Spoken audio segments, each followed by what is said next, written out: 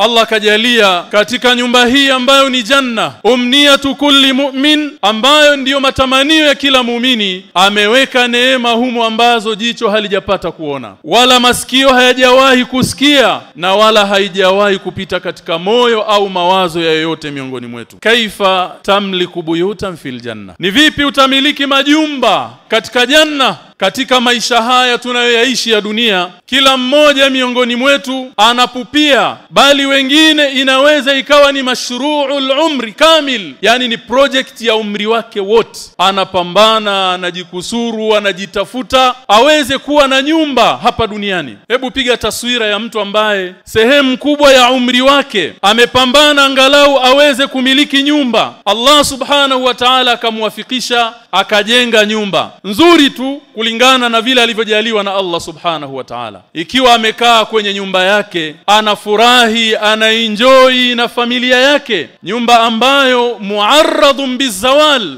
la mahal. Kwa namna yoyote inawezekana project yako hii ya umri mzima ambayo umehangaikia kwa kuwekeza, kwa kukopa, kwa kuazima, kwa kuomba, mpaka ukaweza kuwa kwamba na wewe una nyumba. Inaweza nyumba hiyo ikakutwa na janga lolote katika majanga, aidha ikachukuliwa na kimbunga au ikachukuliwa na tetemeko la ardhi kisha ikaondoka, na kama sio kwa namna hiyo basi wewe utaondoka, utaiacha nyumba hiyo la mahala. Kwani Allah jalla wa ala anatuambia katika Qur'an, aynama takunu yudrikumul maut walau kuntum fi burujin mushayyada, popote mtakapokuwa, muda unapofika mauti yatakudirikini, hata kama mtakuwa katika majumba marefu yaliyojengwa imara, yana ulinzi, lakini mauti muda ukifika yatakuchukueni.